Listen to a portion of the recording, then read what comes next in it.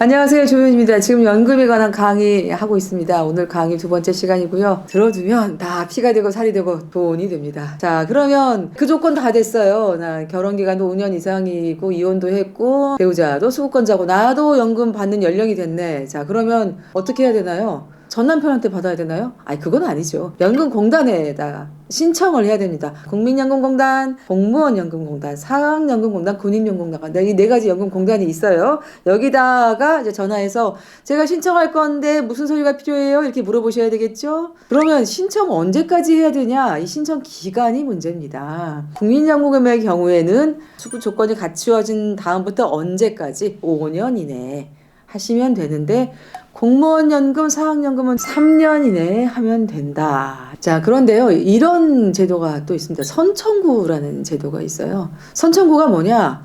이혼을 한 다음부터 본인이 이 분할연금을 받는 조건이 되기까지 시간이 많이 걸리는 경우가 있을 수 있잖아요. 예를 들어서 이혼은 내가 50세에 했어요. 근데 내가 수급 조건이 되려면 어떻게 돼야 되죠? 60세가 돼야 되잖아요. 국민연금 기준으로. 자, 그러면 10년이나 남았네? 그때 가면 잊어버릴 것 같아. 그렇죠. 저도 10년 지났는데 까먹겠죠. 이런 불상사를 방지하기 위해서 이런 선청구 제도를 줬습니다. 그럼 선청구는 언제 할 수 있느냐? 이혼은 3년 이내에 청구할 수 있습니다. 근데요, 이게요, 선청구가 청구만 미리 하는 거예요.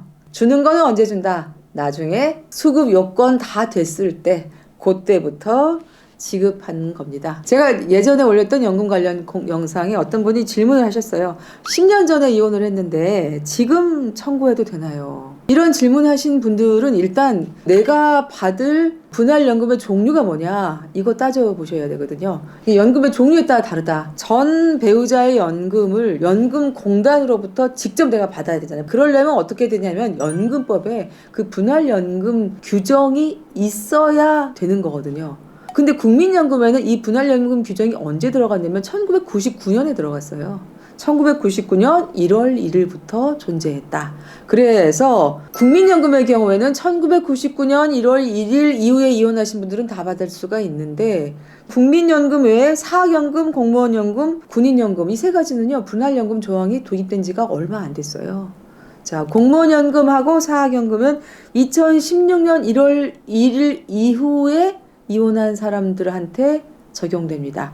자, 그래서 그전에 이혼하신 분들은 공무원 연금, 분할연금 못 받아요. 군인연금은요, 이게 상당히 늦게 들어갔습니다. 2020년 6월 11일. 그래서 군인연금은 분할연금을 받으려면 2020년 6월 11일 이후에 이혼한 분들한테만 적용이 됩니다.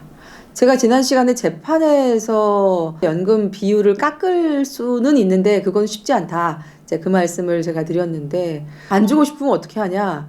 제 생각에는 이건 연금 분할 안 한다는 합의를 당사자 사이에서 하는 수밖에 없습니다. 그 외에는 방법이 없어요.